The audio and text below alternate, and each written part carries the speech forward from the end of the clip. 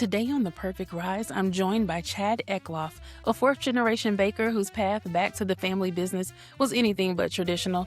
Before returning to the bakery, Chad spent 9 years serving the U.S. Navy, an experience that deeply shaped his leadership style, discipline, and approach to decision-making. Since stepping back into his family's legacy bakery, Chad has navigated the delicate balance of honoring tradition while quietly modernizing the systems that keep a bakery financially sustainable.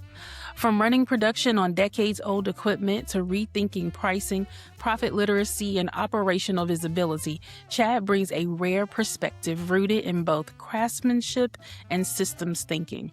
In this conversation, we talk about legacy bakeries, succession planning, the realities of profitability in today's market, and how Chad's experience led him to create tools that help bakers actually see their numbers without losing the heart of what makes small bakeries matter. This is a conversation about stewardship, sustainability, and what it really takes to build a bakery that lasts. Make sure you are looking down in our show notes because there is a special surprise from Mr. Chad himself. Hello, everyone, and welcome back to the Perfect Rise Conversations with the RBA. Today, I am joined by Chad Ecklof from Ecklof Bakery. Chad, thank you for coming and speaking with me today on the podcast. Hey, thanks for having me. It's a pleasure. Thanks. So our team was kind of talking towards the end of last year about different people we wanted to have on the podcast for 2026. So I am super excited to bring this conversation to our audience. Just to give people a little bit of background, you come from 4 generations of bakers, yet you spent 9 years in the U.S. Navy. How did that experience outside the bakery shape your leadership style, discipline, and decision making when you returned to your family business? Well, that's a fun question because any branch of the military is going to change a person once they go in. And before I went in, I was a high school kid that was bratty and not necessarily wanting to listen to dad all the time. Even though we got along great, I just kind of wanted to get out and do something different. So after growing up in the bakery, I decided to head off and do some electronics career in the Navy. And I got 9 years into the Navy and realized I was working in the Navy, but I was also doing a side hustle at a bakery in California. And while I was standing in the bakery one night, I was like, seriously, I really honestly think this is probably where I was supposed to be. Mhm. So I got out of the service, I came home, and right away I started to realize that running the bakery was very similar to running a division in the Navy. So, you've got your people element, you've got all of the different things that come up. You've got the leadership trying to make sure that you're setting an example, and those are all skills that I learned. So when I stepped back home, it was easy for me to get that mindset going on and complement my dad with running the bakery. So it was a lot of good work. Nice. I love how those 2 different worlds have come together, and in Yeah. my travels, I've met a lot of people in the service who are also doing culinary, and I don't think I ever put those 2 things together, that being in the service and running the bakery are, like, gonna run simultaneously Yep. in your head as far as Oh production. yeah. Yeah, that makes total sense. So speaking of going back to the bakery, right? So you went back to a legacy bakery. Um, and one of the things that we've talked about, there's a couple of episodes where we talked to some legacy bakery owners and how they put their own spin on it for the next generation. And some people struggle with modernization. How have you and your father navigated respecting tradition while upgrading your systems to keep the bakery financially sustainable in today's market? Yep. So it's interesting that you bring up modernization because really we haven't gone too full into modernization at all. I mean, respecting the tradition and the legacy of the bakery has been key. We're using the bakery was opened in 1956, and since 1956, we're still using the same mixers. We've got a 1948 oven that we use. All of the sheeters that we have are old sheeters that my dad purchased when I was a little kid. Mhm. Even our dough rounder is one that was purchased before I graduated high school. So, I mean, we've stuck to the exact same methods, the exact same principles, and the exact same equipment. And as far as modernizing goes, the only thing where we've really modernized up to this point is like point of sale systems or something like that, which has given us great data. And so it's a whole lot better than just running an old cash register because it kind of helps us see what's going on in the storefront with our customers and what our sales trends and things like that are. So I think modernizing our point of sale was a really good move.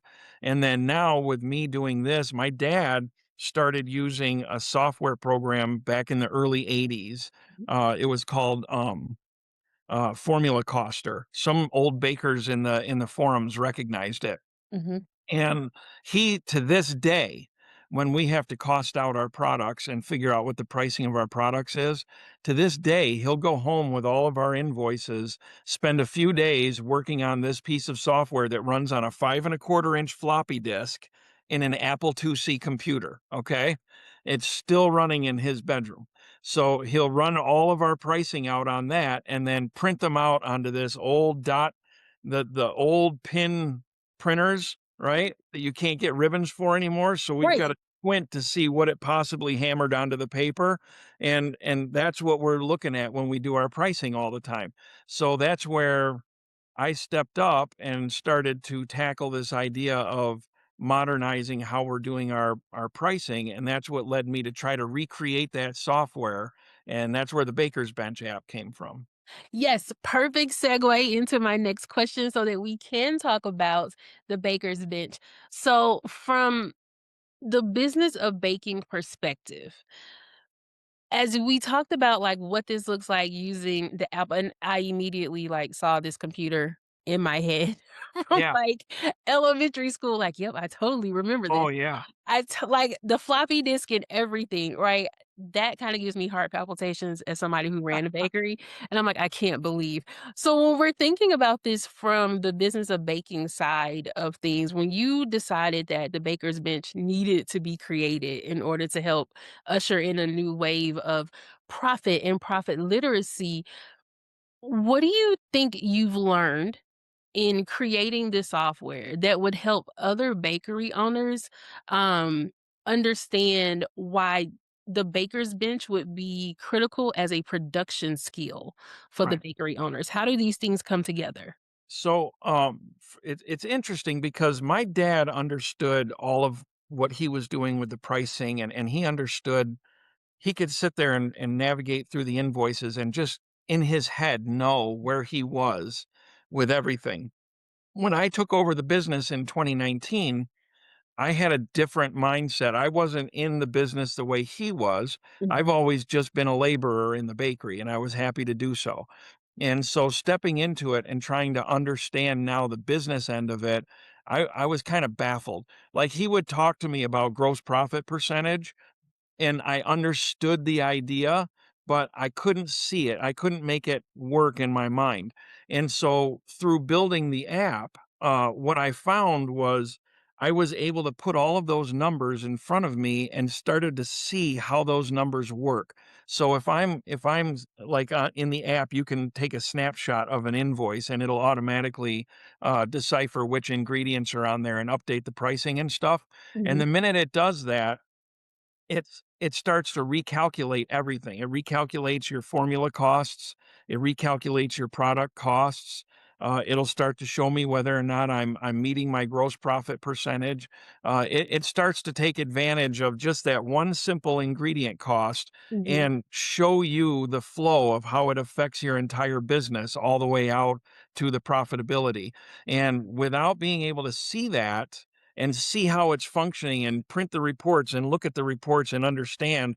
I was always in the dark with it. And so building the software just really opened my eyes to the things that my dad tried to drill into my head over and over again that I just couldn't see. So yeah, that's pretty much the biggest learning thing that I did. Nice, and I think, like, when I think about when I first started my business, and even just in culinary school, the way they taught us about percentages and not like the formula of a recipe, but like, "Here's how you cost this out." Looking at those spreadsheets, like, when I think about them 15 years ago, it still kinda, like, makes me wanna pull my hair out. Yeah, That all these different and, like, whatever you put in, like, it was adjusting it, but we had to manually right. sit there and, like, add in all these different things every Sure. time we were doing a recipe, and to hear that we can just take a snapshot of it now. Oh, yeah. And then it's gonna automatically do this. I'm like, "Wow." Like, even just for a student to be like, "Okay, how do we" o this is a product that's I'm like, "Okay, here's what you do," and also helping you understand how many people you need to have at work, like, being able to forecast what those things look like. One of the things people talk about a lot is labor, Yeah, in running the business and, like, where the labor is eating up the profit of the business, but when you have something like this, it's like, "Well, here's how long this is gonna take, sure. Yep. and here's, the number of people you need to have or the things you need to do." I can see how that totally can change things. How did your dad feel about this when you implemented this in the bakery? So he actually asked me when I was in the Navy, I went to college to do computer programming while I was in the service. And when he caught wind that I was doing the computer programming, he actually mentioned it to me. And this would have been back in um, oh, geez, the late '90s, very early 2000s. He actually mentioned to me, he says, "Hey, I'm still running this software on this old computer. Maybe Mhm, you ought to try to come up with something that can replace it." So he was pushing me to do it back then. And when I came home, we actually tried a couple of different things. I tried going on some of these websites where you can hire programmers. uh-huh, I spent a lot of money and I didn't get anything for it in return. It was a lot of failed projects. mhm, So I kind of put it on the back burner. And then what I did was I started utilizing these new AI tools for building software. And as soon as the AI tools came out, I was able to have a conversation with the software building component and explain to it what I needed. And then it started formulating all of my code for me. And then I can go in and double check it because I've got the background. I'm just not up on the current languages. So, mhm, but it was easy for me to go in and inspect and learn it. So when I started implementing it into the bakery, my dad was both happy and nervous at the same time because he was happy that we finally started getting something in place. But at the mhm, same time, it's kind of, I started building more and more things into it. And so like now we've got a cheap tablet from Walmart hanging on our mixing bench. And mhm, because the app can be accessed from any device, I've got the tablet sitting there so that my bakers can scale formulas out through it and stuff. mhm, And so they're able to bring it up and scale the formulas. And sometimes you'll hear it. It gets a little bit weird because they like to open up what's called the bench mode that I built into it. okay. So it'll pop up one ingredient at a time, and then you can just tell it next, next because your hands are dirty. So Yes. you can just tell the app next and it'll move to the next ingredient. So you'll hear a baker in the back room, next, next, next, and all the little things. So it's kind of fun watching it get implemented into the system, but it's been a good time, working it in. Yeah, I love that. I feel like that would be so fun, and I can understand, like, your dad being like, "Okay, this is great, but also, is this gonna work?" Like, Yeah, yeah, exactly. we don't wanna run this into the ground. Is it gonna work? So, from your vantage point, where do you see bakeries often bleeding profit without realizing it? And what systems should be non-negotiable for any bakery serious about long-term viability? That's a good question. I've only ever had experience just in our bakery when it Mhm, comes to seeing profitability and stuff like that. The bakery that I worked at in California, I just went in and was the night baker, and I had no knowledge of anything. I was in there by myself, just making stuff for the night shift, and I would take off and go home, and that was the end of it. But mhm, as far as our bakery goes, I think really the pricing is an important aspect to know and understand how to get to it. mhm, Being able to recognize I think really honestly, the hardest part is the ingredient costs coming in from your distributors. mhm, Paying close attention to the distributors and understanding where your pricing is going coming in the door is really critical to understanding where the pricing needs to be going out the door.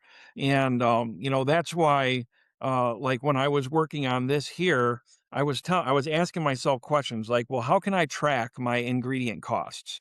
And so I started building that into the app, and so the app will actually start tracking and it'll alert me when there's drastic changes in any one of my ingredients because too often I could be sitting there in the middle of my production because any bakery owner knows they're working the job, not just running it. mhm, So the baker is on the bench. they're putting in the hard work. Their mind is on the daily production run. Their mind is on, what did we do yesterday? What holidays coming up? What do we got to prepare for? And then here comes the salesperson and they're just, what do you need? And you're just telling them what you need. And you don't realize sometimes you just don't know when your prices are going to start to go crazy.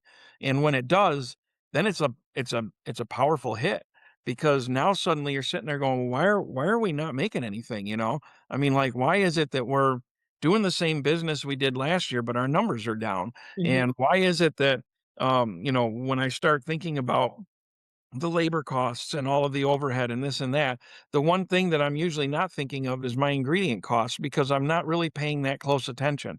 And so that's where having something like this helps because I think that is where a lot of people lose track when it comes to their pricing. I think they lose track of the coming in the door pricing mhm. and they're so focused and worried about the going out the door pricing and trying to stay competitive with the other guys and trying to meet the needs of the customer, and the customer complains about too high prices. So you're trying to make sure that you're reasonable. And it's like you start getting too, your heart takes over and you start getting Yeah. a little bit too close to it. And sometimes you just got to stop and adjust the numbers and look at the numbers and understand that these numbers are critical for the business to continue. Yeah, so fantastic question or answer to that question. I have a follow-up for you. So you stated that the software will like alert you that your ingredient price is going up. Right. Is there a particular time, like what triggers it to tell you? Is it like if it goes up more than $5, if it goes up more than a percentage? Is it over time? Like how did you work that into the software? So right Was it now, it's not tripping on any particular trigger. okay? What it's doing is it's tracking all of my ingredient costs each time I capture one of the invoices and import it in.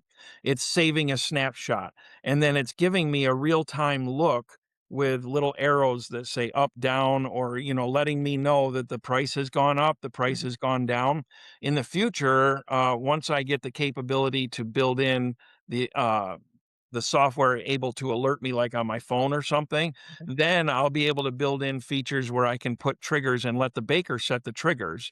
And so that way they can set their comfortability level. And when it reaches that point where they're not comfortable, it'll alert them through a text message or something like that. I just haven't got there yet. I'm still working out a lot of the bugs in the system right now before I build into any bells and whistles.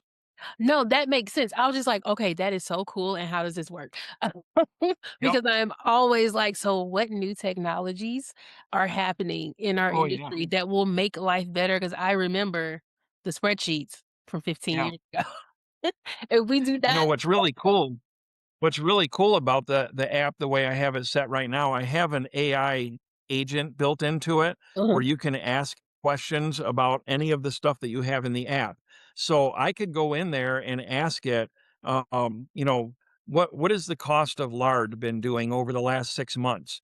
And Mhm, it will actually fetch the data from the databases and it'll return data for me and show me with real human questions. So I can actually ask it questions about my business. mhm. And if I'm starting to kind of get an idea like, wait a minute, something feels wrong here, I can go in and pull it through the agent and it'll give me all of the information I'm looking for. So that's pretty cool.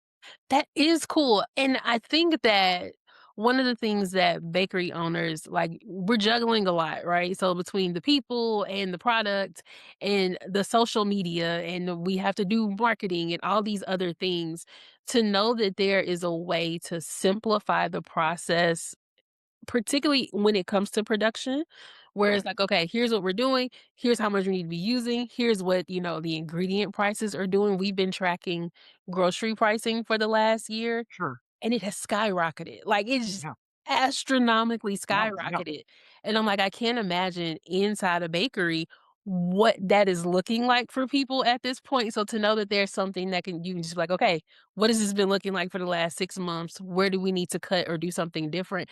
I love that, and I think that that goes into building out sustainable businesses and helping bakery owners experience more longevity. So on that same track, As someone actively working with the previous generation rather than after them, what have you learned about succession planning, shared leadership, and hard conversations that most family bakeries wait too long to have? Yep. So actually, I was very fortunate with this.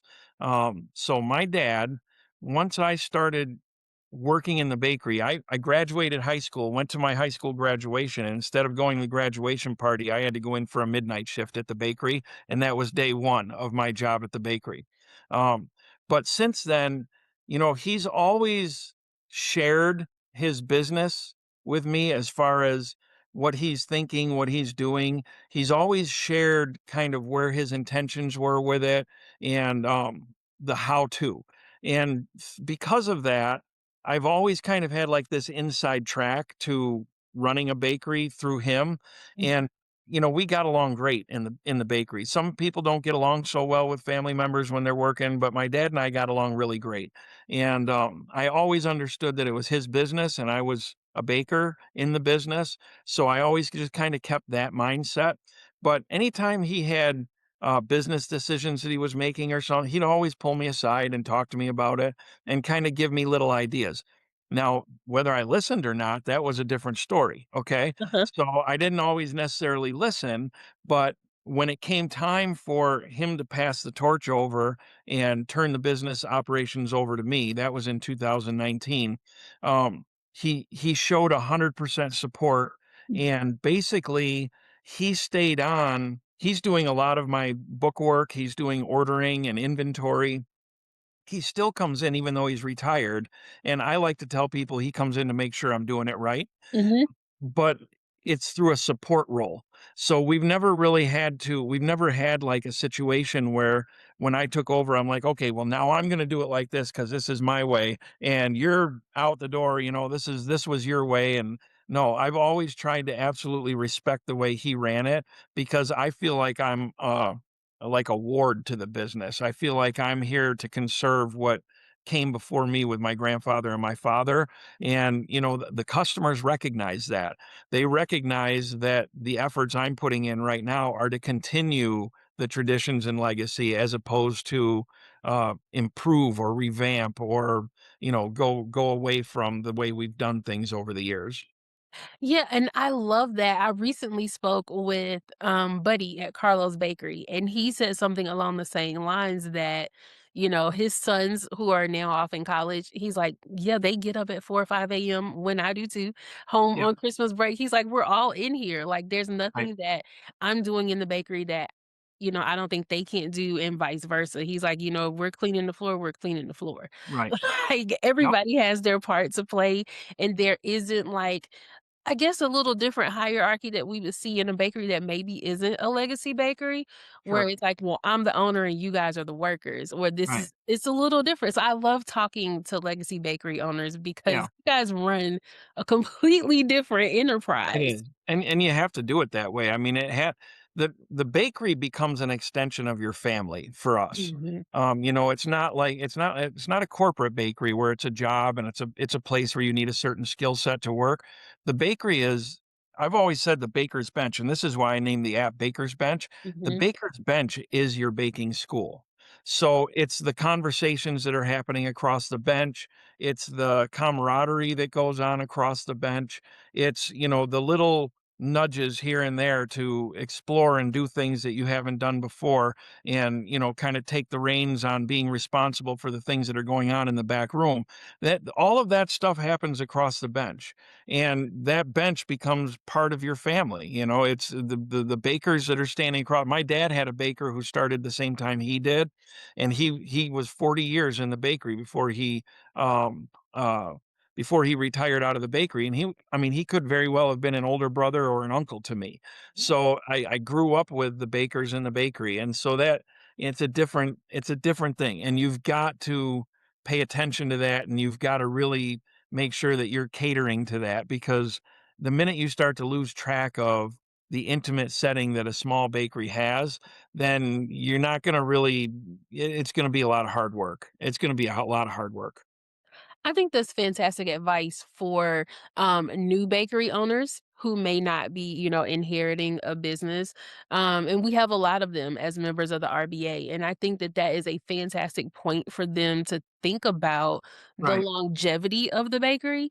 And that's not just are we making money, it's are we taking care of our people? Right. Yes. Yeah, I love that. I think that is incredible. So, if we were to zoom out and look at the retail baking industry as a whole, where do you think organizations like the RBA can make the biggest impacts right now in helping bakeries move from survival mode to sustainable, profitable operations? So I think probably in my opinion, I think the biggest role that an organization like RBA plays is in education and getting bakers inspired. And the reason I say that is because we're losing a lot of small bakeries. They're not small bakeries are having a hard time right now. Um, I've often said, I'll keep it open as long as I can keep it open, right? I mean, that's really the mindset that we have when we're hit with all of the different things that are coming at us nowadays. Mm, So because you don't have as many small bakeries, you don't have as many people growing up in the industry. So inspiring people to do this kind of work is critical. Because honestly, there's a fantastic idea that people see on TV about bakeries and pastry arts, and they get excited about that. They go to the schools and they learn at the schools the book smarts behind the baking job, and they learn the book smarts behind the knowledge on running the bakery. And then when they come out of the school and they go to work in a bakery, I've had plenty of students come to work for me. And when they come to work for me, they have this idea, this school idea of what it's like to work in a bakery. It's not until they get there and the baker is looking at them and saying, that's fine, but this is how it needs to be done here because this is how it's done here. It's inspiring people to stay with the baking, and I think an organization like the RBA gives a chance for people to connect with bakers, to connect students to connect with students, bakers to connect with bakers, so that way they have that support mechanism that they didn't have, 50 years ago down the street was 3 other bakeries. I have 2 bakeries in my hometown, and we send each other Christmas photos. If we're out of an ingredient, I'm going to them because they know they'll help me out, and if they need something, they know I'll help them out. The customers get confused by that. They're like, Why would you help? Why would you help your competition?" And it's not because I'm helping my competition, it's because I'm helping our community have bakeries mm, because I can't handle the load of the entire community, mm. and neither can either one of the other 2 bakeries. So we have to share that load and we have to work together. And I think that's what the RBA is. The RBA is a way to connect everybody in that way. So we all have a support mechanism in place that we can refer to, talk to, share ideas with. And I think that's where inspiration will come for the hard work that's ahead. I love that, and we're doing our best. We're doing our best Oh, to yeah. make sure we continue to inspire and bring our community together. I have one more question for you. Sure. And that question is, if you could talk to a budding baker, someone's listening, they're thinking about it, maybe they're a home baker, they're thinking about going brick and mortar, what advice would you give them on starting that business? So the biggest advice I would give them is expect a lot of work. You can't just you can open up a retail shop and hire some people and fill your shelves and sell the stuff, and that's the end of the day. The baker is always working in the bakery, whether they're in the bakery or at home. Okay. You're always working. You're always thinking about it. You're always planning. You're always trying to make yourself available. And you're the only person, and I'm going to say this is honest. If you're going to open up your own bakery, you are the only person who wants that bakery to succeed. Okay. And I mean, 100%. You can hire the best people in the world, but none of them have the exact same feeling about that business that you're going to have. So you have to take that responsibility on and understand. Everybody else is doing a great job, but I'm the person that wants this business to last the longest. And so you've got to put in that hard work. And you can't feel bad about it. I mean, you've got to be there doing it. You've got to, pay attention to your customers. You got to pay attention to your staff, but you got to pay attention to yourself too. So I think that's the biggest advice I would give. I love that. I totally agree. students that I meet on the road all the time the same thing, Excuse me. is to be prepared because whatever school taught you might not be what you see when you actually get out there. So, Chad, thank you so much for joining me today on The Perfect Rise. This was a fantastic conversation, and Sure. I wish you guys well this year. Absolutely. Thank you so much. I'm glad that I was able to join you.